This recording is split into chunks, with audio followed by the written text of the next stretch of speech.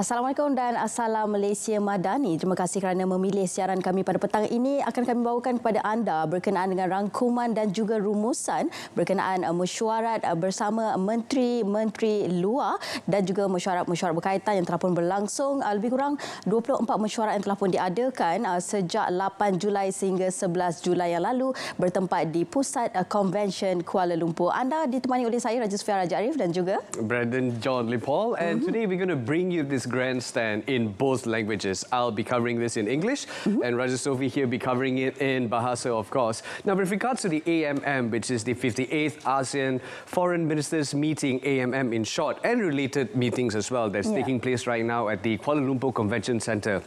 It speaks a lot about Malaysia being the leader, of course, assuming its chairmanship of this year of 2025. It speaks about its success stories. We are talking about 1,500 delegates, 30 plus foreign ministers and dialogue partners as well that are all here ready to talk about the inclusivity and sustainability of ASEAN, not just as a regional bloc, but how we could inspire other summits as well to move forward and to create a better holistic approach when it comes to countries, making sure that they are definitely not just a powerhouse, but to work together and to realise the dreams of a particular regions as well. Ya, dan insyaAllah juga sebentar lagi kami akan bawakan kepada anda sidang media yang akan dipengerusikan oleh Yang Berhormat Datuk Seri Utama Haji Muhammad Hassan, iaitu Menteri Luar Negeri, akan berkongsi juga apakah antara intipati berkenaan dengan mesyuarat yang telah pun berlangsung ketika ini.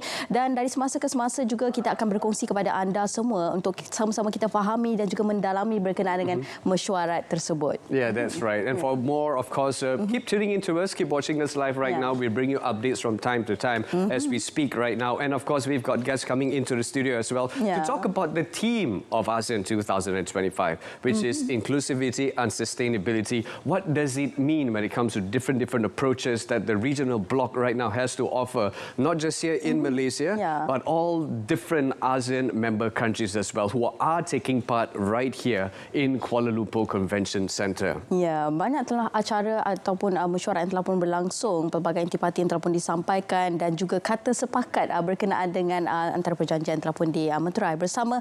Dan kalau kita lihat juga pada kali ini melibatkan seperti mana yang dikongsikan oleh Brandon tadi, melibatkan lebih daripada 30 negara yang turut sertai bagi dialog untuk kali ini. That's right. Dan kita akan juga berkongsi kepada anda berkenaan dengan secara keseluruhannya untuk kita fahami daripada awalnya apakah antara perkara yang dibangkitkan ataupun isu yang dibangkitkan berkaitan mesyuarat ini.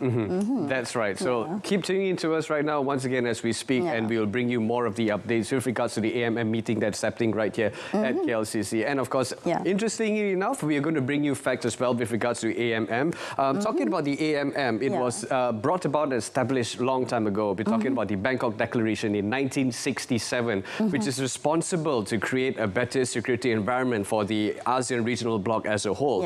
They meet approximately about 4 times a year, and as and when that is necessary for the ASEAN member states to come together to talk about issues that needs the attention of all ASEAN member countries as well, and most importantly to move forward and how to resolve, if at all, there is a conflict that needs the attention of all the other countries as mentioned. Ya, betul. Dan pelbagai isu yang telah pun dibangkitkan antaranya berkenaan dengan Laut China Selatan dan juga antara beberapa perkara lagi iaitu berkenaan dengan geopolitik dan juga jurang mata wang dan sebagainya. Dan kami bawakan kepada anda juga bingkisan yang telah pun disediakan untuk sama-sama kita fahami apakah yang dimaksudkan dengan tema yang dibawakan, keterangkuman dan kemapanan. Sama-sama kita saksikan. Bermula 8 hingga 11 Julai 2025, Kuala Lumpur menjadi pentas penting diplomasi serantau apabila Malaysia menjadi tuan rumah mesyuarat Menteri-Menteri Luar ASEAN ke-58 dan mesyuarat-mesyuarat berkaitan. Mesyuarat ini menghimpunkan lebih 1,500 delegasi, merangkumi Menteri-Menteri Luar Negeri negara-negara anggota ASEAN, Timor Leste serta rakan strategik antarabangsa. Sepanjang 4 hari, sebanyak 24 mesyuarat di peringkat tertinggi diadakan dengan tumpuan memperkukuh pembinaan komuniti ASEAN yang bersatu padu dan progresif. Perjanjian Persahabatan dan Kerjasama di Asia Tenggara atau TAC terus menjadi asas kukuh kepada keamanan dan perpaduan rantau ini. Mesyuarat ini turut memberi perhatian serius terhadap krisis di Myanmar menerusi susulan pelaksanaan konsensus 5 perkara yang dipimpin Malaysia dalam mencari jalan damai dan penyelesaian berkesan. Agenda keanggotaan penuh Timor Leste dalam ASEAN turut menjadi fokus, termasuk penerimaan garis panduan pematuhan terhadap instrumen undang-undang ASEAN sebagai langkah penting ke arah integrasi serantau. Selain itu, Malaysia bersama Jepun menghoskan mesyuarat Menteri-Menteri CPAT keempat bagi merangka inisiatif pembangunan semula Gaza dan Palestin, mencerminkan solidariti dan komitmen bersama ke arah keamanan global. Sebagai tuan rumah, Malaysia bukan sekadar mempengerusikan perbincangan, tetapi turut memacu visi bersama ASEAN untuk masa depan yang lebih inklusif, lestari dan sejahtera. Inilah Iltizam ASEAN 2025, keterengkuman dan kemampanan sebagai asas kejayaan dan kemakmuran rantau ini.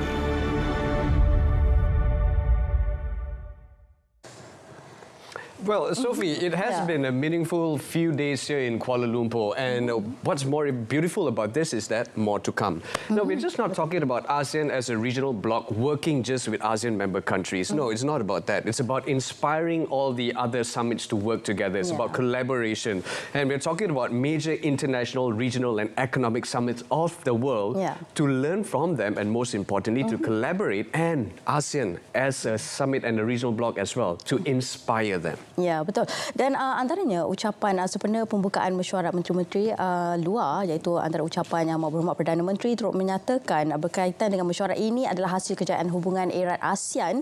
Para pemimpin dan menteri luar sekaligus dapat menyelesaikan isu rumit bersama. Itulah dia antara tugasan dan juga tanggungjawab yang dipikul oleh pengerusi ASEAN, dan juga untuk sama-sama kita untuk pastikan ianya dapat diselesaikan bersama walaupun pelbagai cabaran dan juga isu yang berbangkit, namun ia bukanlah satu penghalang untuk Malaysia terus maju ke hadapan dan juga untuk sama-sama kita membantu satu sama lain menangani masalah yang ada. That's right. We're talking about economic security, political unity and sustainable development, just like the team, inclusivity and sustainability as well as a whole. So to talk about this, the team of ASEAN 2025, we brought in two guests in the studio, one who's with us here already and another person, a beautiful person who will be joining us online.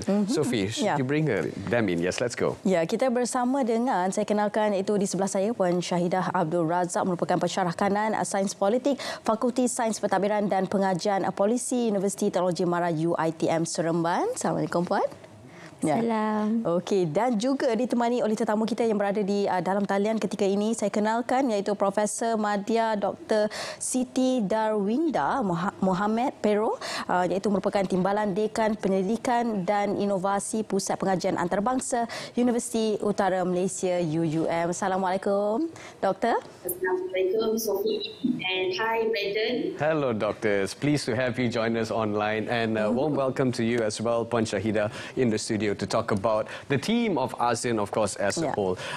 If it's okay, can we start with Puan Syahidah first? Now, Puan Syahidah, the AMM meeting, of course, it signifies Malaysia's credibility as ASEAN chair, highlighted by the strong participation of over 1,500 delegates here in the country, including more than 30 ASEAN foreign ministers and dialogue partners as well. In your opinion, is Malaysia on the right track, on the right path in setting the tone to realise its goals, most importantly when it comes to strengthening the ASEAN regional bloc? Okay, thank you kerana menjemput saya hari ini. Bagi saya sangat bersetuju. Sebagai sebuah negara ASEAN, Malaysia sebenarnya sangat kita kata sangat layak untuk menjadi tuan rumah ataupun chairman untuk kali yang kelima, dan mampu membawa ASEAN Bloc ke arah yang lebih mampan ataupun majulah. Dan saya rasa Malaysia setelah melaksanakan meeting pada bulan 5 yang telah involve kita kata beberapa stakeholders yang sangat penting untuk kita kata dari segi ekonominya, dari segi geopolitiknya, dari segi social ekonomi. So saya rasa Malaysia mampu membawa ASEAN ke tahap yang lebih tinggi, on the right track. Dan saya rasa Datuk Seri Anwar Ibrahim sebenarnya telah membawa nama Malaysia globally. Dan saya rasa masa yang tepat untuk selain daripada membawa nama Malaysia, kita juga membawa nama ASEAN Bloc itu sebagai regional organisation yang represent kita panggil neutrality kepada kepada ASEAN region lah. Right. Dr. Siti Darwinda, do you share the same sentiments with regards to, of course, Malaysia being on the right track in strengthening ASEAN regional bloc? Yeah. Exactly, Brandon. Thank you. I totally agree with Dr. Puan Syahidah. We are on the right track, and we have persona of the leadership by our PMX, Datuk Seri Anwar Ibrahim, so who actually try his very best to make the ASEAN Championship is one become not only meaningful but also will chart the future direction of ASEAN at the height of the geopolitical tension now. Baik, Puan Syahidah, bila kita bercakap berkenaan dengan ini, banyak antara isu-isu yang telah pun berbangkit dan juga cabaran yang telah pun dikongsikan dan juga dibahas berkenaan dengan perkara ini. Jadi bagaimana sebenarnya, setiap daripada blok ASEAN ataupun negara ASEAN itu sendiri mempunyai masalahnya sendiri, cabarannya tertentu kan? Bagaimana sebenarnya ada kata kesepakatan untuk mencapai kejayaan bersama, sedangkan setiap daripada negara ini mempunyai cabaran yang tersendiri. Puan. Okey, baik, terima kasih. Bila kita bercerita pasal ASEAN region ni, kita kena tahu yang ASEAN region ni sebenarnya tak sama macam regional organisation yang lain. Dia mempunyai background yang berbeza, economically kita kata diverse, dan juga politically we have kita kata different ideology. Dan approach ASEAN itu sendiri sebenarnya agak kita kata, walaupun kita kata kita ada ASEAN way, tapi there are still kita kata loophole, nampak special. Bukanlah kita kata kita ada specialty which is ASEAN way, tapi dalam menyelesaikan masalah, sometimes ASEAN way ini sebenarnya menjadi sebagai satu halangan kepada penyelesaian sesebuah isu lah. Kalau kita tengok sekarang ni pelbagai isu berbangkit, yang kita rasa macam we really need kita kata musyawarah ataupun ASEAN tu macam mana dia membuat keputusan adalah based on consensus. Bila based on consensus tu, bila you have different opinion, different ideology, different kita kata mungkin you are side with a different kita kata kita ada superpower contoh, so sometimes susah untuk kita nak menyelesaikan masalah. Economically kita pun ada negara yang agak, Singapore is more advanced, dan kita ada negara Malaysia contohnya we are developing, dan kita ada juga negara yang kita kata agak kurang. Jadi dia banyak kita kata institutional problem, ekonomi, dari segi ekonomi, dari segi politics. Itu yang menyebabkan kita agak sukar untuk menyelesaikan. Tapi saya rasa insya-Allah lah dengan PMX punya leadership, we hope all the kita kata issues Timor Leste kemasukan ahli penuh, and then South kita kata Laut Cina Selatan separately semua tu kita dapat mungkin the end of the year dapat selesaikan, mungkin dengan kita kata leadership Malaysia lah, we hope. Yeah, that's right. I think Puan Syahidah, you mentioned something which is very evidently clear, that as mentioned by Yang Amat Berhormat Prime Minister Datuk Seri Anwar Ibrahim, that it's very important to work together, and we cannot work as an individual country, even though we are the chair country for the ASEAN 2025. It's very important to work holistically, and there's no other country that can work alone in realizing all these goals. Now, coming back to Dr. Siti Darwinda, in the lens of education, research, innovation, policy, and academic contribution, what role do you think can universities and research institutions in ASEAN play in supporting the region's policy when it comes to the goals on sustainability and inclusivity that was all discussed at AMM 2025? Well, I would say that university role in supporting, in facilitating and empowering ASEAN agenda is very important. It's enormous. As early as 1990s, actually, Brandon and all, the idea to put forward that we should have ASEAN University has been discussed in 1993, 1994. So it shows how important ASEAN University at the center of ASEAN regional community building effort. But after a year after this idea has been mooted, they realized that ASEAN leaders realized that having ASEAN University itself would present too many problems concerning issues like funding, leadership, logistics, and all. So they actually finally settled with ASEAN University Network. It's just associations which actually what we call covering existing ASEAN institutions. Okay, so basically, I think that there are three ways on how ASEAN universities or research institution in ASEAN can support the region's policies goal on sustainability and inclusivity, Brandon. The first, I really look into how important that we have to strengthen regional cooperation and policy network. So the first thing is that the university itself has to become the knowledge bridges across ASEAN. What we call that we have track to diplomacy, where it is actually informal engagement between academics, policymakers, practitioners, where it is very important actors in complementing official ASEAN processes.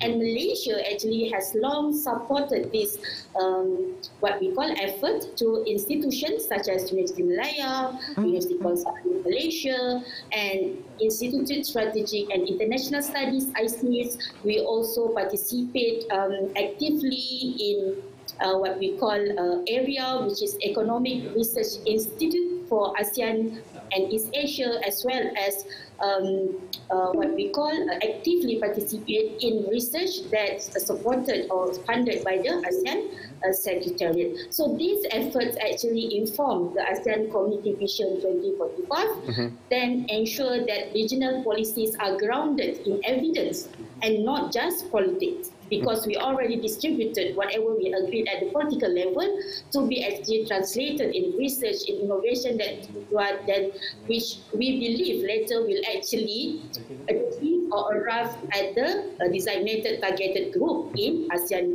community. So, ya, Doktor, teruskan. Yeah. You can continue, Ya, teruskan, Doctor. Doktor. Ya. Sorry. Yeah, no worries. And it follows my 2 points, where we need the inclusive development through education and research and outreach. And I'm talking this not only to other researchers and lecturers, but also to myself, which researchers no longer can work in silo. We have to make sure that inclusive development should go beyond classroom. We should go through the community. So yes, and ASEAN has been very actively engaging this what we call a method, where we actually have ASEAN International Mobility for Students, or AIMS program, which actually funded by the Ministry of Higher Education, which provides lifelong learning regional exposure for Malaysian students. So this is very important for Malaysians to actually, especially youngsters, to really understand that we have our brothers and sisters across and beyond Malaysia. And another, what we call how we can make sure this innovation become inclusive to other ASEAN community is through what we call SULAM, or service learning activity. It is a learning method which focus towards providing students opportunity to contribute to the society with whatever knowledge, skill, and competency in their field towards solving problem of the community itself. So it shows that whatever they learn in the class, they will contribute and give and share the knowledge to the society, where learning actually become local purpose and inclusivity becomes real. And then come my third point, Brandon, which is we really need to empower youth and leadership. Right. Because youth, yes, because when we talk about the youth, it is the people, it is the community, it is the targeted group that actually shaping ASEAN now, not for the future, but now. So these are the three areas where I hope that, and I see and I believe that how inclusivity in ASEAN can be improved or empowered. Ya. Okey.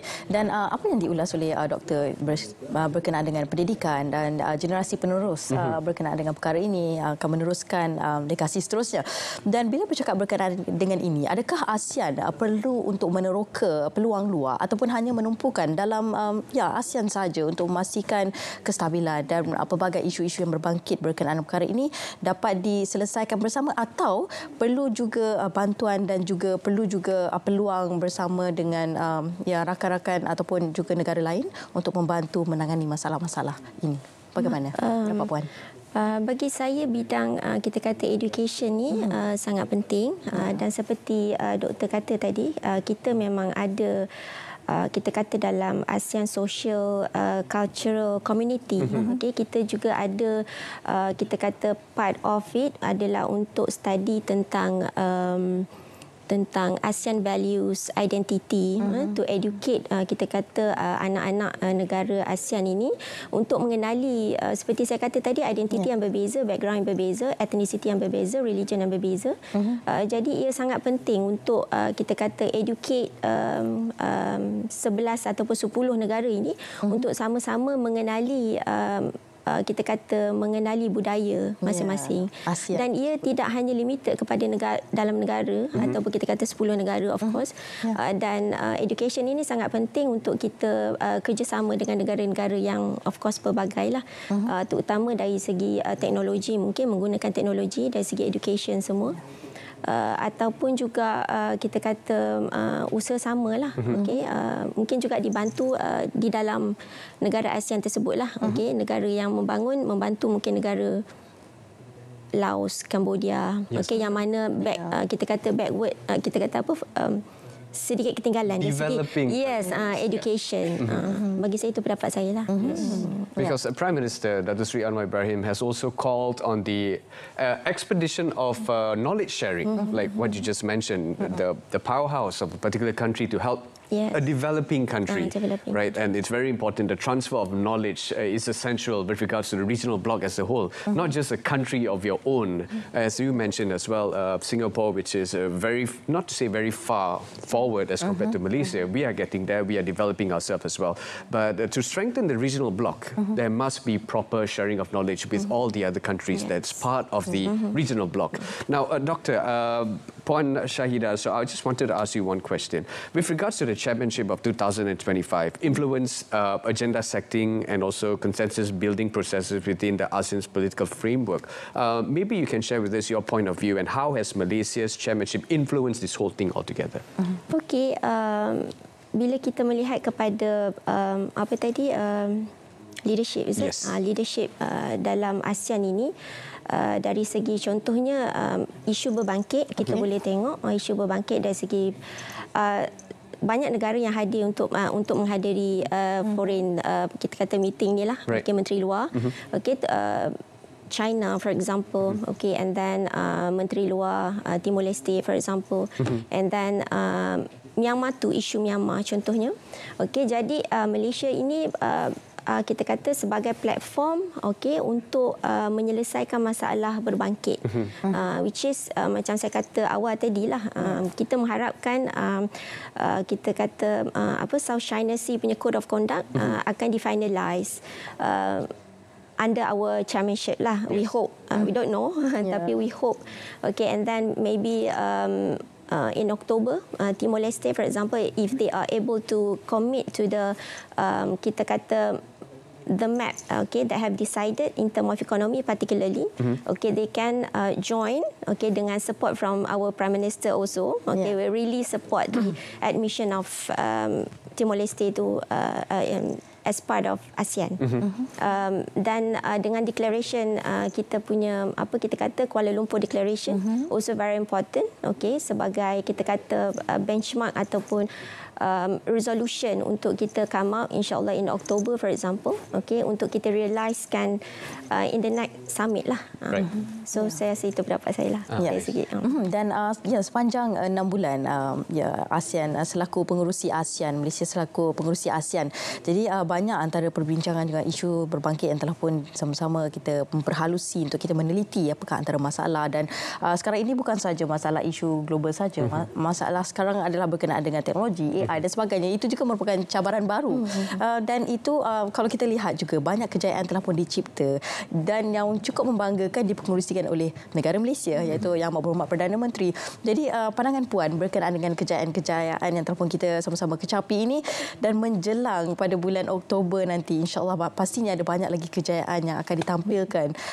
Pendapat Puan setakat ini selaku pengerusi ASEAN, bagaimanakah Malaysia bertindak dengan tanggungjawab yang diberikan ini? Bukan mudah untuk memastikan semuanya kelancaran yang diberikan dan juga informasi dan permasalahan itu dapat diselesaikan bersama-sama. Saya rasa dengan keadaan geopolitik yang agak kita kata tidak stabil, dan saya merasakan dalam keadaan itu Malaysia mampu membawa ASEAN Bloc ini ke arah yang lebih, saya rasa saya boleh kata stabil. Kenapa stabil? Sebab kita bukanlah side to any kita kata bias to might be China or US for example. Dan sekarang kita pun ada isu tarif for example. Jadi saya rasa Malaysia mampu membawa ataupun kita kata membawa ASEAN as a block lah. Macam mana nak kata? Tapi pendapat saya ASEAN ni tak boleh bergerak as a single member country. That's right. Tidak bersendirian. Tidak bersendirian. Saya rasa dalam particularly dalam menangani masalah tarif ni lebih baik kita sebagai, kita rasa ada 5 country kan yang being imposed with tarif tu. Mungkin kita boleh bergerak secara grup lah. Mungkin Malaysia akan membawa satu kejayaan lah if we able to really commit ataupun solve the problem. Other than macam resolution yang saya kata tadi mungkin akan berjaya di finalisekan dalam tahun ni lah. It's interesting that you mentioned that, Puan Shahida, as mentioned by the Foreign Minister of the Philippines as well.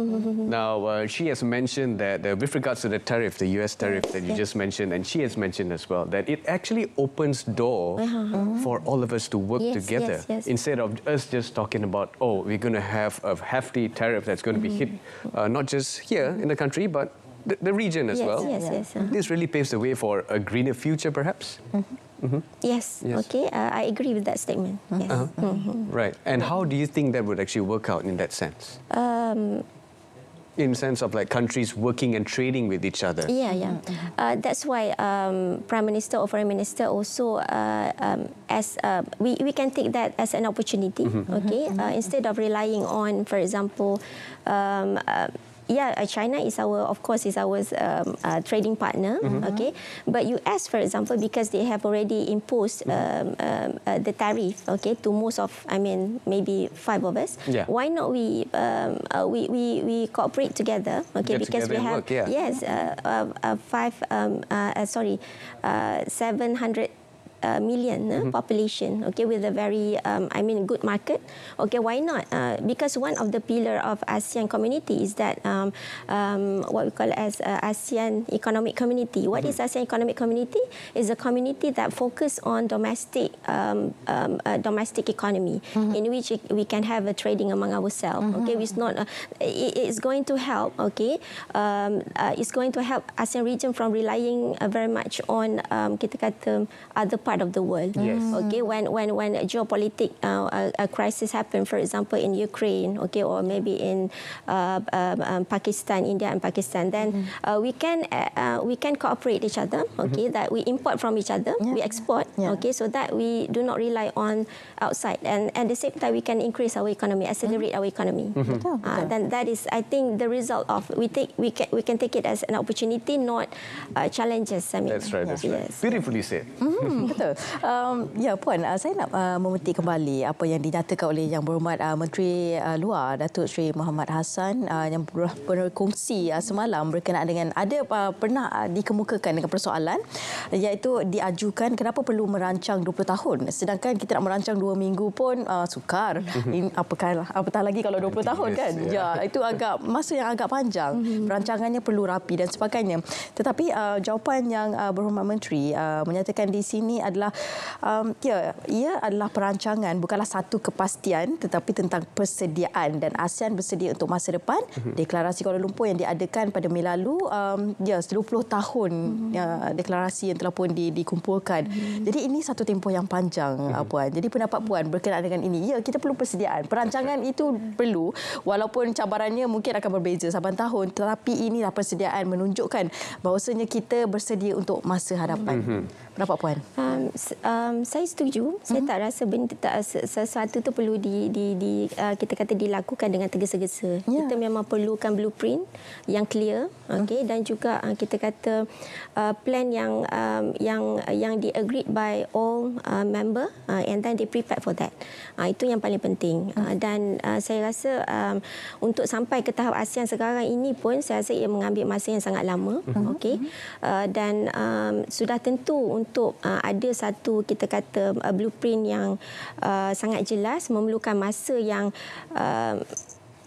ample time, untuk kita kata kita bersedia, untuk kita betul-betul bersedia dari segi infrastructure, policy, and all that. Dan kita perlu juga kita kata mempunyai masa yang cukup untuk kita berfikir tentang bukan masa tetapi apa yang kita boleh buat yang terbaik untuk itulah. Is 20 years not too long in that sense? Because to realize this goal, chances are we may accidentally drop a baton and we wouldn't probably know where we left off from and move forward. But you've just mentioned that 20 years, it takes an amount of time to actually still move forward nonetheless. So 20 years for you would be a sufficient amount of time in your point of view. Maybe. Yes. Okay. Dan bila antara rangkuman daripada, kalau kita tengok beberapa hari telah pun berlangsung mesyuarat ini sejak 8 Julai sehingga 11 Julai. Jadi pelbagai agenda dan juga mesyuarat yang telah pun diadakan, dan mesyuarat terbesar adalah sebanyak 24 mesyuarat, belum lagi dikirakan dengan mesyuarat-mesyuarat lain yang melibatkan banyak negara, dan banyak yang telah pun disampaikan, khususnya bukan sahaja kepada rakyat Malaysia tetapi kepada blok ASEAN sendiri, yang ingin disampaikan, mesej yang ingin disampaikan, apakah antara hala tuju Malaysia selaku pengerusi ASEAN untuk memastikan kejayaan yang dikecapi ini bersama-sama, tak ada satu pun yang ditinggalkan. Dan secara keseluruhannya, kalau boleh kita rangkumkan sedikit, Puan, berkenaan dengan rangkuman ini, mesyuarat-mesyuarat yang kita dapati dan juga perolehi, ia menjurus kepada pelbagai kejayaan yang bakal kita kecapi dalam masa yang sama. Perundingan yang dilakukan itu bukanlah satu perkara yang mudah, tetapi itu menunjukkan satu kejayaan juga oleh pengurusi Malaysia dan juga iaitu Yang Berhormat Perdana Menteri. Pandangan Puan bagaimana? Kejayaan, berkaitan kejayaan. Bagi saya, Prime Minister Datuk Seri Anwar Ibrahim berjaya membawa ASEAN ke arah yang lebih baiklah. Again, saya perlu mention about beberapa isu lah. Isu contohnya terutama isu keselamatan di Laut Cina Selatan contohnya. Achievement yang kita dapat adalah contohnya bagaimana kita boleh menarik China contohnya untuk menandatangani Sean WFZ, which is Southeast Asian Nuclear Free Zone.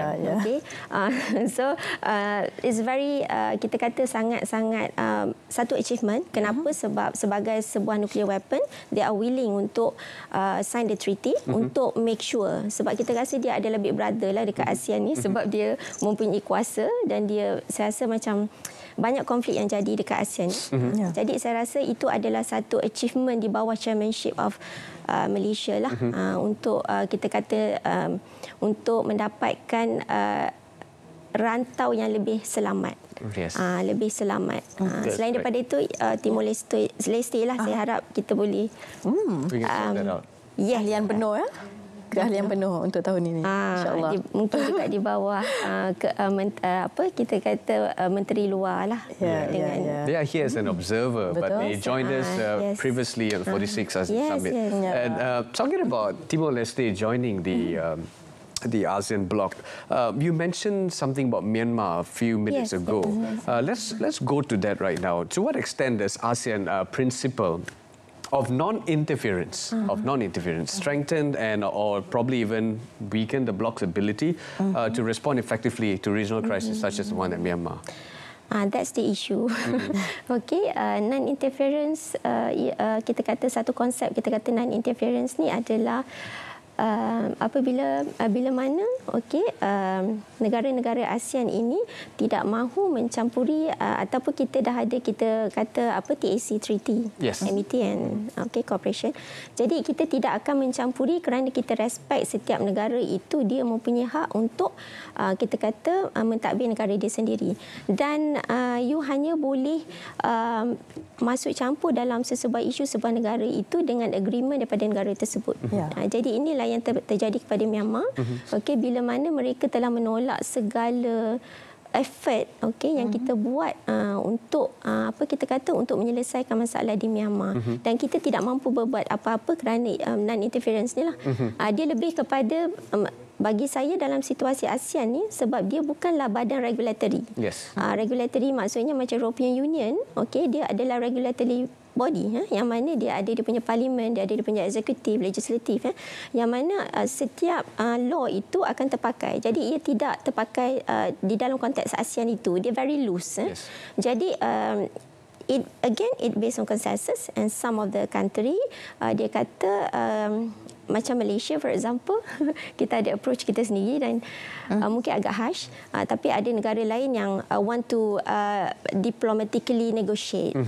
So dia ada two parts dekat situ yang menyebabkan Myanmar, krisis di Myanmar ni akan jadi lebih teruk lah, boleh dikatakan, kerana non-interference ini yang dipraktiskan dalam ASEAN tersebut. Dia ada pro and cons lah. Tapi kalau kita tengok dalam isu Myanmar ni, itu yang menyekat kita punya usaha-usaha. Kerana kita sukar untuk mengambil tindakan dan kita tak boleh mencampuri urusan dalam sesebuah negara. We hope that it can, in the sense of it being a regional bloc, and as you said, solving problems through proper dialogue. Proper dialogue. Betul. That's the only thing that we can move forward. Dan suka untuk saya menyentuh berkenaan dengan mesyuarat ASEAN Campur 3, iaitu mesyuarat yang ke-26 dan ia selari dengan mesyuarat AMM yang ke-58.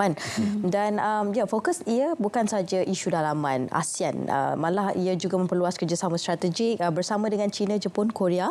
Jadi mungkin Puan boleh kongsikan, Jepun juga menyatakan di sini Jepun komited memperkukuhkan kerjasama hijau dan digital dengan ASEAN, dan ini juga antara cabaran yang kita hadapi bukan saja ketika ini, malah pada masa-masa yang akan datang, Puan.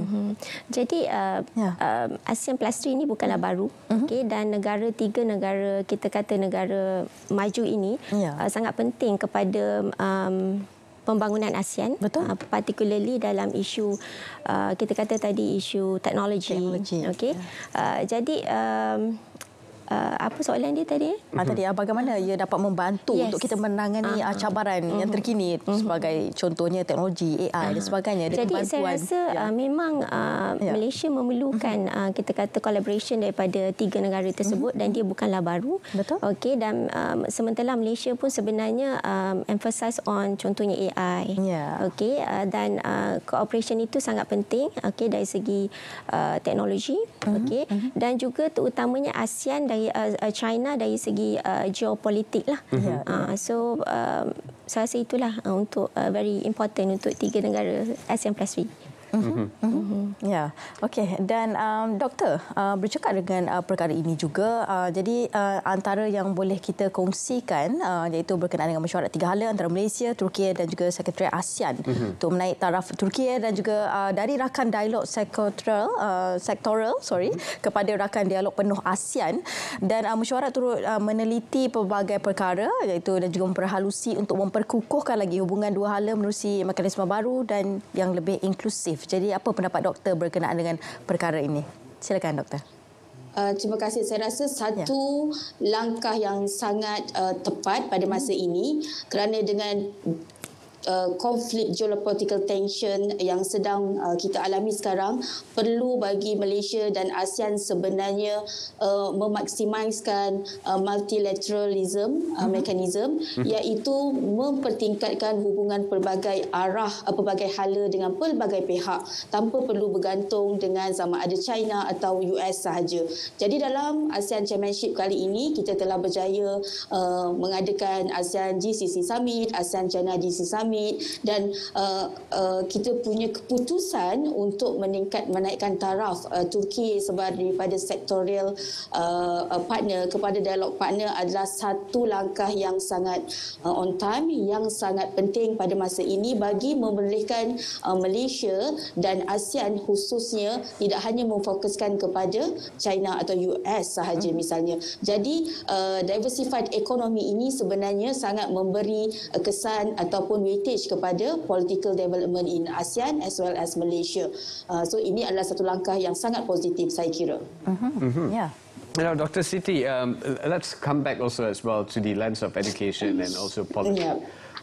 Doctor, how about ASEAN? Talk about ASEAN and how can ASEAN foster cross-border research collaboration that aligns with the bloc's priorities in climate action? Because I think this is one of the most interesting agenda of a particular summit, talking about climate action and climate change with regards to natural disasters that happens from time to time, and of course the digital transformation, and not forgetting green energy, since sustainability is part of the theme of ASEAN 2025. Yeah. So how can ASEAN foster this cross-border research all together holistically? I believe, again, track to diplomacy is very important, Brandon, where I see and I believe that, as I mentioned here, that whatever research, whatever what we call research project, it must directly inform the decision-making policy in the national as well as regional level. This is where track to diplomacy becomes very essential. It is allow whatever funding, the outcome that we conducted in our research, at least to be discussed at the ASEAN Minister meeting, for example, on environment, the ASEAN digital meeting, for example, and an ASEAN meeting on energy. So in this regard, we look into how ISIS Malaysia has been important and essential in making this effort, as well as the ASEAN Europe Center in where they are actually trying to create the narrative and to actually become the nexus between the academic as well as policy making in ASEAN. And I also look, when we talk about this one, whatever we talking about research, for example, how we want to have this cross-border research, the most important thing is about funding. So I really look into the importance of we have this pooling fund effort, so making sure the project or the research is actually also cover the less developed country. And I also look the importance of capacity building measure, or where we can help this CLMV country in terms of research, in terms of innovation on the issues that already mentioned, like sustainability, digital, green technology, which this country is actually still what we call catching up with what Singaporean University, for example, has achieved, what Malaysia has achieved. And in this regard, we can see a very close cooperation between Malaysian and Indonesian university in championing the issue of green technology, for example, supply chain management, digital technology, where we actually provide more like a capacity building mechanism in training, in sharing knowledge, for example, where the Indonesian lecturers normally will be kind of like a banker, give us some funding. Okay, these are the realities. So that's the important, I think, mechanism how we perhaps can improve the cross-border research in terms of issues that matters to ASEAN now, like green technology, innovation, and etc. Okey, Doktor, saya juga ingin menyentuh pada 9 Julai yang lalu, iaitu berlangsungnya berkenaan sesi plenary Menteri Luar ASEAN dan Timor Leste. Dan perbincangannya menjurus kepada beberapa perkara lah, antaranya isu-isu berkaitan pembinaan komuniti ASEAN, susulan penggubalan deklarasi Kuala Lumpur pada persidangan ASEAN yang ke-46 pada Mei yang lalu, dan antara yang lain juga iaitu disusuli dengan pemukiman berkenaan isu geopolitik serantau. Dan suka juga untuk saya menyentuh berkenaan dengan majlis menandatangani perjanjian persahabatan dan kerjasama di Asia Tenggara TAC, turut menyaksikan MOU penyertaan baharu oleh dua negara iaitu Algeria dan Uruguay. Jadi mungkin Doktor boleh kongsikan dan juga perincikan dengan lebih lanjut lagi berkenaan perkara ini, Doktor. Saya rasa dengan pelibatan dua negara baru dalam TAC, ia memberikan satu legitimacy and recognition kepada ASEAN itu sendiri, di mana lebih ramai menyertai TAC, Treaty of Amity and Cooperation, yang kita sebenarnya banyak, lebih daripada 50 negara telah menyertai dan menandatangani TAC. Ini membuktikan kepercayaan mereka terhadap ASEAN. Ini membuktikan bahawa ASEAN ini adalah sesuatu region, satu organisasi, satu komuniti yang tidak boleh dipandang enteng atau dipandang sepi, di mana lebih banyak negara berhasrat untuk menyertai ASEAN atau menyokong usaha-usaha ASEAN dalam memastikan keamanan, kestabilan politik dan ekonomi terjamin. So ini membuktikan bahawa ASEAN Way, ASEAN Centrality masih penting, dan ia mengukuhkan lagi berapa pentingnya kita harus mempertahankan ASEAN, kita harus memperjuangkan ASEAN, dan pentingnya naratif ASEAN ini terus diceritakan, terus dikongsi kepada generasi masa kini. Alright. Ya, dan ini membuktikan kejayaan dan juga kepercayaan yang diberikan oleh ASEAN sendiri.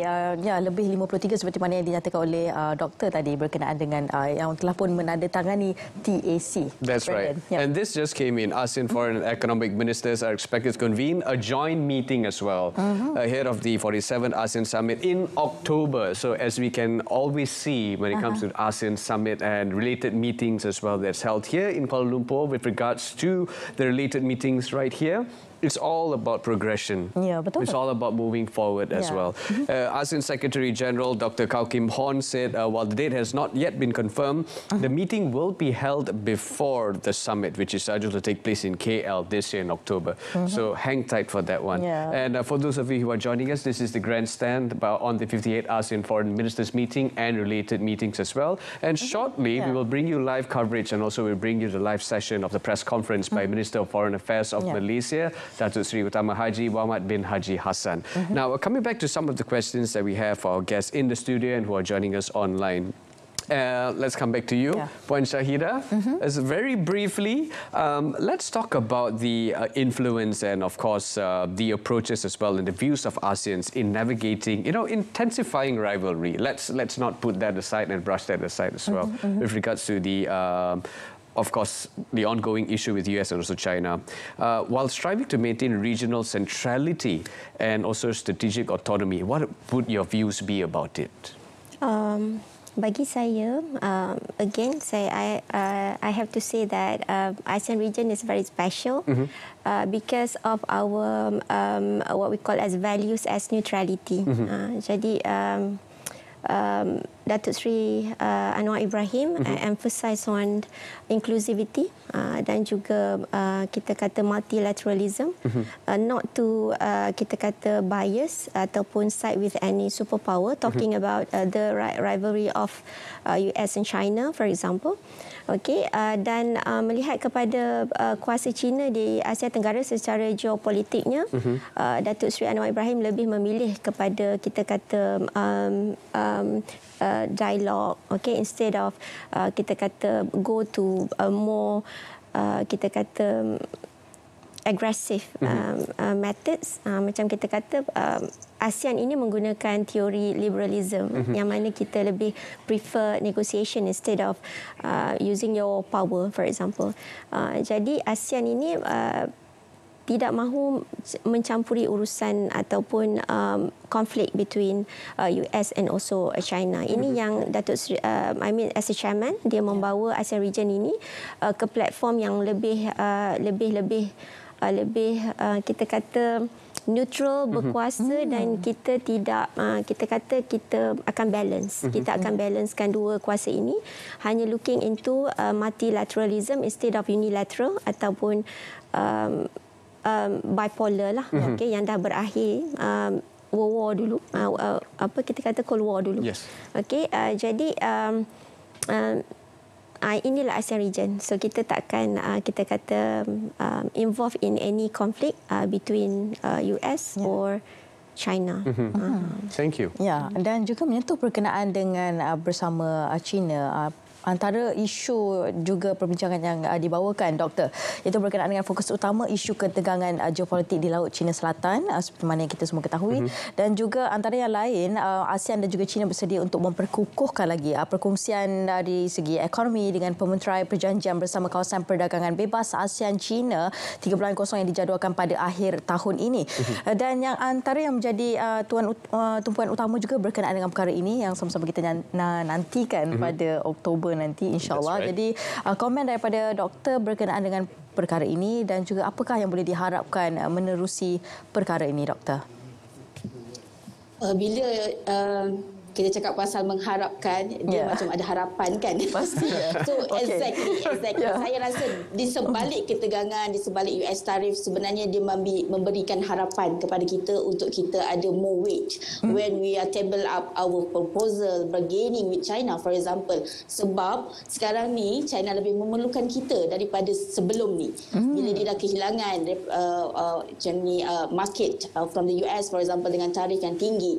So kita ada lebih bargaining say untuk kita bargain dengan China. So saya rasa Malaysia ditakdirkan untuk memastikan bahawa peluang yang ada sedikit ini untuk terus mendesak China, untuk terus memastikan kita ada sedikit say, kalau tak banyak pun, untuk kita ada ruang untuk lebih menawarkan langkah-langkah yang lebih berkesan dalam kita menghadapi atau menguruskan isu-isu yang berkenaan dengan Laut Cina Selatan.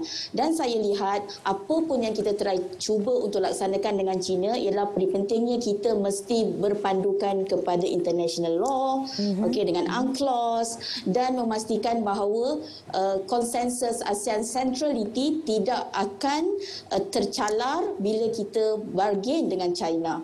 Kita harus bersama-sama meletakkan kepentingan ASEAN daripada kepentingan national interest.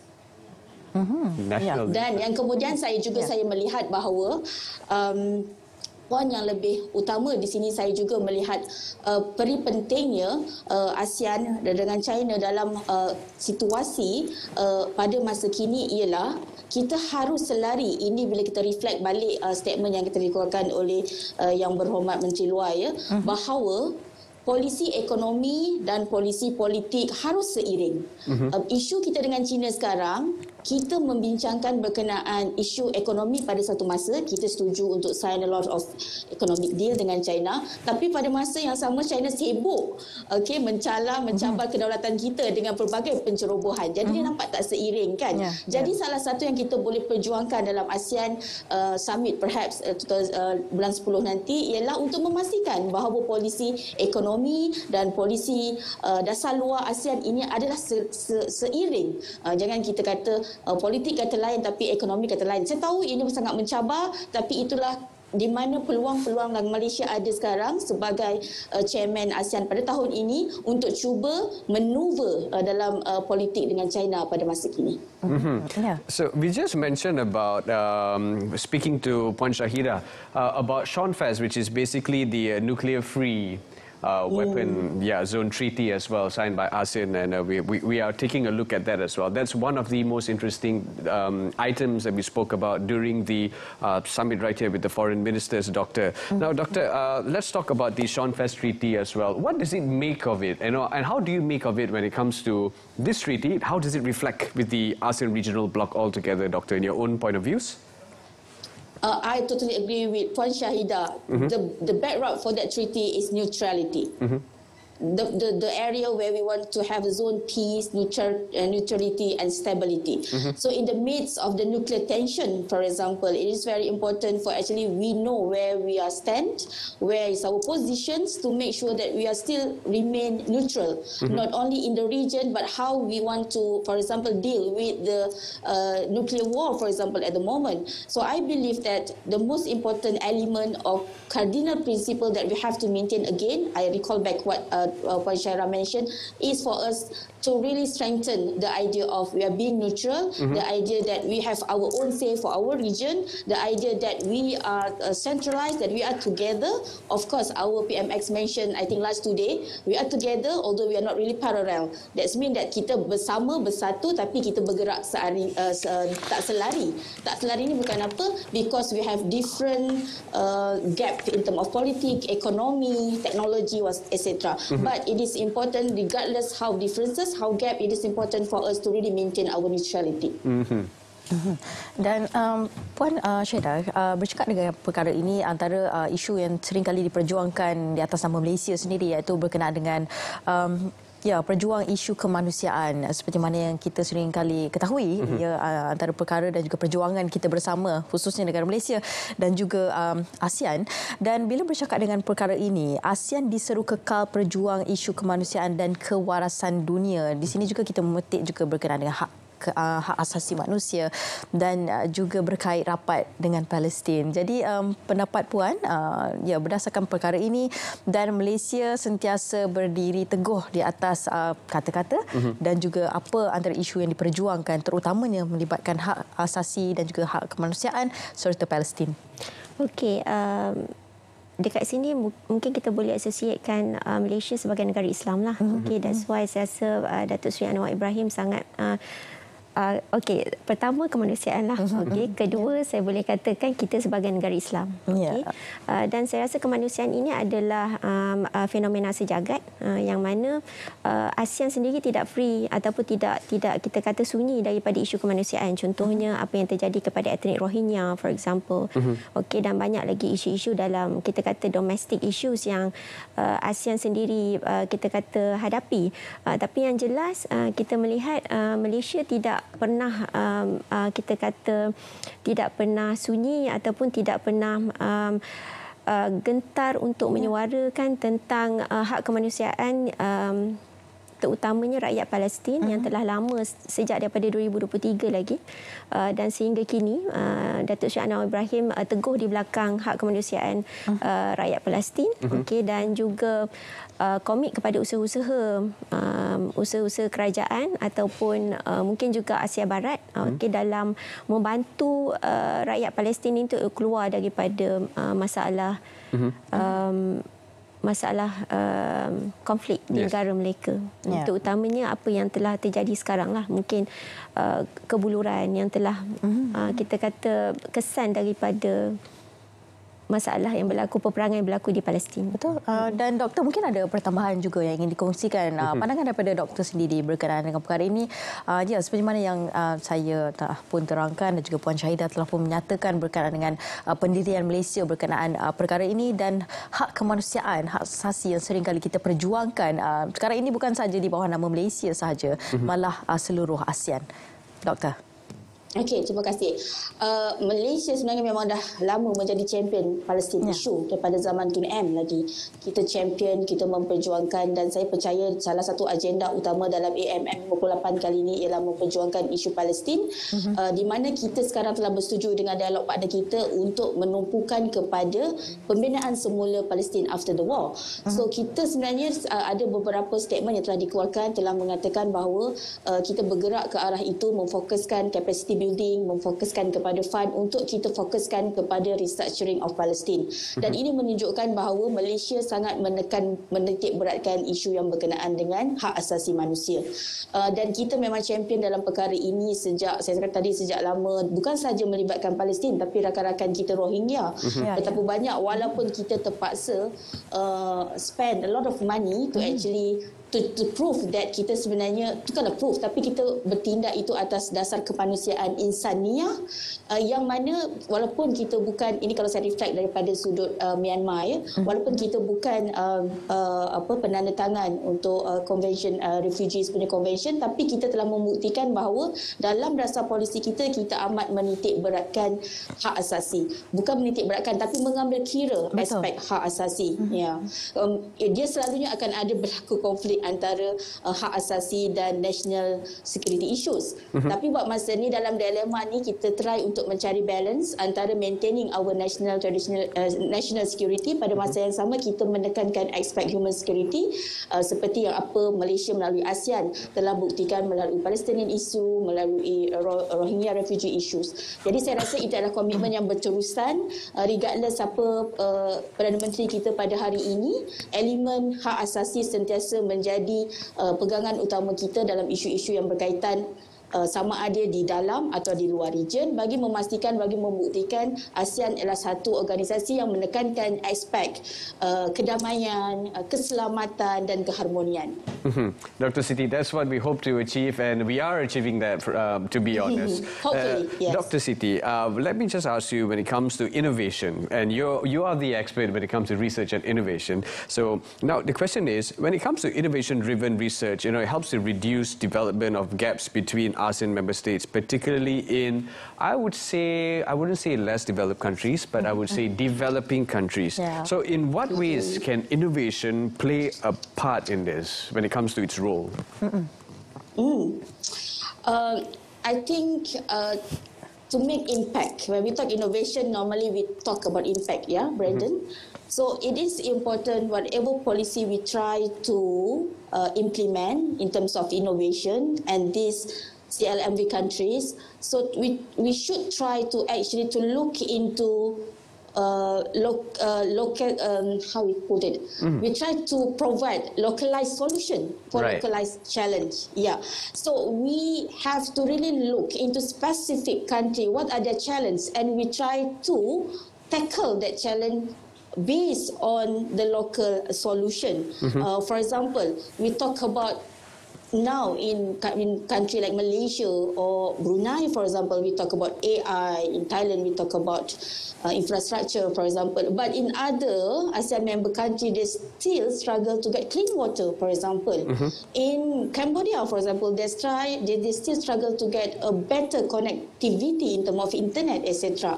So in order to improve this condition, the innovation that we propagate, the innovation that we try to bring must actually fit the local issues and local challenges. And then the solution, we should really base on the local context. Okay, and again, I would like to say and emphasize the importance of capacity building measures between the CLMV countries and the more developed country, like Malaysia, Singapore, and Thailand and Indonesia in this regard. In terms of academic, in terms of research institution, of course, Malaysia, for example, Thailand, Singapore has been a champion in making sure that our friends in CLMV country is not really left behind, especially through ASEAN University Network, for example. So we are making sure they are actually participating in ASEAN University Network so that they are not really left behind from whatever innovation we try to suggest, propose in the context of ASEAN. And the most important to support the capacity building is collaboration across border, across region. It's very important. It's no longer that Malaysia researcher work in Malaysia researcher, no. The capacity building is important so that the research should have the cross-border transnational element, Brandon, not only focusing in specific country. Thank you, Doktor. Ya, dan Puan Syahidah, bila bercakap berkenaan dengan perkara ini, ia menyentuh juga berkenaan dengan aspek ekonomi. Jadi itu yang diharapkan oleh kesemua blok ASEAN, saya kira. Dan ya, apa yang boleh dicapai menerusi mesyuarat menteri luar yang telah pun berlangsung sepanjang beberapa hari ini, 8 hingga 11 Julai ini, apa yang diharapkan dari impak yang positif yang boleh diberikan kepada aspek ekonomi terhadap kesemua blok ASEAN? Bagi saya meeting ini sangat penting untuk kita kata mendapat fresh kita kata start mungkin dari segi rakan dialog kita, dari segi negara kita kata trading partner kita which is China. Dan kita pun akan meterai perjanjian baru dengan China. Okey, mungkin ini akan memberi lebih kita kata benefit ekonomi kepada negara ASEAN itu sendiri apabila kita boleh gabungkan ekonomi China dengan ASEAN ini. Okey, sebagai satu platform baru yang kita boleh gunakan untuk meningkatkan lagi kita kata economic advantage lah. Jadi bagi saya untuk apa kita kata meeting ini akan membawa lebih kita kata lebih kebaikan kepada negara anggota. Kesan positifnya kita boleh lihat insya-Allah. Ya, doktor, bercakap dengan perkara ini juga antara yang telah pun berlangsung iaitu mesyuarat kerjasama Mekong Jepun, mesyuarat 3 hala antara Jepun, Switzerland dan Sekretariat ASEAN yang membincangkan berkenaan dengan penyelarasan strategi agenda serantau. Jadi apa yang boleh kita dapati daripada mesyuarat kerjasama 3 hala ini, doktor? Ia membuktikan bahawa kalau saya boleh rumuskan secara general, Syahidah, kepentingan penglibatan rakan dialog partner yang lain bukan saya daripada Asia tapi Barat. Dan kita lihat lepas AM nanti akan ada post conference ministerial meeting. So kita lihat selepas ni akan ada mesyuarat ASEAN dengan US for example dan ASEAN dengan EU. So itu membuktikan EU sebagai sebahagian Switzerland sebagai sebahagian daripada EU juga memainkan pandangan yang proaktif dalam menyokong usaha-usaha untuk memajukan rantau ini. Saya lihat sebegitu. Dan saya juga melihat bahawa pentingnya Japan sebagai satu anchor di region ini untuk menyokong usaha ke arah itu. Sebab itu kita melihat kepentingan dialog partner. Kenapa ASEAN mempunyai banyak dialog partner? Sebab we need them. We need them in the sense that our budget is very limited. Budget kita is allocated equally. Dia tak kira negara kaya. Kalau negara kaya kena contribute banyak, negara miskin kena contribute sikit. No. Dekat ASEAN equally. Kalau di EU dia based on GDP. The more GDP you have, the more you have to contribute. Jadi dengan bajet yang sangat sikit, dengan 700 meeting lebih setahun di peringkat ASEAN, we need more budget, we need more funding to tackle the what we call the developmental gap, for example, infrastructure gap. So the involvement of Switzerland, Japan, it shows that we need them, and somehow or rather we are actually try to making sure in a way that this gap can be tackled with the closer cooperation with dialog partners. Coming back to you, Dr. Siti, how can inclusive innovation, right, especially when it comes to community-based or indigenous knowledge systems, be integrated into the ASEAN-wide research agendas? In your own POVs, Doctor, perhaps? I think first we have to recognize this indigenous knowledge. Sometimes, most of the time, kita tak recognize. And this is the important indigenous. In jungle, for example, they are no better than us. So this should be put it into scientific research. We have to acknowledge them that indigenous community knowledge is part of the systematic knowledge. So when we recognize them, so we will actively involve the community, the indigenous community. So rather than use the indigenous community as the, for example, respondent, such as when we want to do the innovation exercise or research, for example, let them be part of the team. Let them share. Let them be the leader that can actually guide our research, our innovation, where we want to go. Because they know their knowledge better, they know the conditions better, they know the limitation and challenge. So rather than putting them as the sample, for example, make them as the active participant of that particular research, for example. So that by actively engaging them, we will know what we don't know, because they're really working on the ground. So we don't know. Normally, they will know better, so that is why we have to have more engaging connectivity engagement with this indigenous community. Okay, thank you so much, Dr. Siti. And of course, one more question, right? Of course, this is going to be to, I think, to the both of you who are joining us in the studio, because it's important to get your takes on this. Puan Syahidah, your aspirations and your inspirations with regards to the 58th ASEAN Foreign Ministers meeting. What do you wish to see happen? Okey, sebagai pengerusi yang kelima, saya berharap Malaysia dapat memberi nafas baru kepada ASEAN. Bagi saya, ASEAN telah lama kita kata hidup dalam kita kata apa dengan gapnya, dengan kita kata masalah dalaman. Saya mengharapkan dengan summit akan datang bakal menyelesaikan beberapa isu dan juga memberi momentum baru kepada ASEAN. Kita kata dari segi idea, dari segi blueprint. Itu harapan saya lah untuk menaikkan lagi kita kata nama ASEAN as a very kita kata competitive region economically. Okay. Ya, itu mungkin pandangan daripada Puan Syahidah sendiri, dan kita juga ingin mendapatkan pandangan dan juga rangkuman daripada pandangan doktor sendiri berkenaan dengan rangkuman mesyuarat yang telah pun berlangsung, iaitu sejak 8 hingga 11 Julai ini.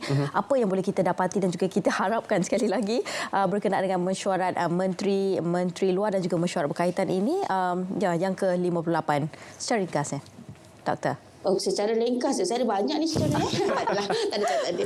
Okey, sebenarnya apa yang saya boleh rumuskan di sini ialah it's about time actually untuk Malaysia untuk membuktikan apa yang telah kita nyatakan, hasrat kita nyatakan. Kita banyak hasrat daripada Januari 2025. Ya. To make sure that whatever policy, whatever vision that we already committed to become a reality. Right. That's the important. Okay, so less talk, more action, perhaps. What the action that we should focus?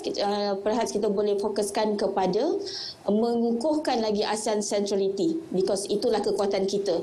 50 tahun ASEAN centrality berjaya membuktikan dengan neutrality, dengan non-interference principle, tak ada peperangan di rantau ini. Of course, kita ada perselisihan faham, bergaduh dengan Singapura a bit, bergaduh dengan Thailand, Cambodia bergaduh dengan Thailand, tetapi tidak ada berlaku peperangan selama 50 tahun. Itu adalah kejayaan terbesar ASEAN yang kita harus hargai dan kita harus tanamkan kepada jiwa anak muda. Betul. And talking about jiwa anak muda, sekali lagi saya rasa betapa pentingnya naratif ASEAN ini untuk kita terus promote, untuk kita terus nyatakan dalam education system kita, untuk menyedari rakyat muda bahawa ASEAN ini sangat-sangat penting. Ya, setuju dengan doktor berkenaan dengan perkara ini, doktor. Jadi perlu untuk kita memperkenalkan dan juga tanam dalam setiap jiwa generasi muda dan juga anak-anak muda untuk memahami dan juga memperhalusi berkenaan dengan ASEAN. Itu merupakan tanggungjawab kita bersama. That's right. That's right. So we'd like to thank our guests who joined us in the studio, which is Puan Syahidah Abdul Razak, Senior Lecturer in Political Science, Faculty of Administrative Science and Policy Studies, UiTM Seremban, and also Dr. Siti Darwinda Mohamed Pero, Deputy Dean Research and Innovation, School of International Studies, Universiti Utara Malaysia. Ya, baik. Terima kasih diucapkan kepada anda yang menonton kami, dan juga anda juga boleh menyaksikan sidang media di RTM ASEAN. Nampaknya sampai di sini saja. Sekian daripada saya, Raja Sfira Jarif. And my brother Paul. Thank you for tuning in.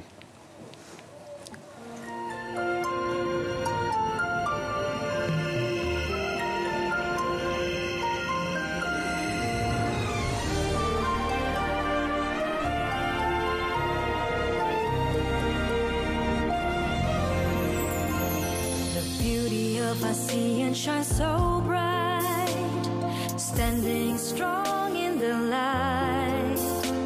From dawnlit shores to twilight skies, together spirits high.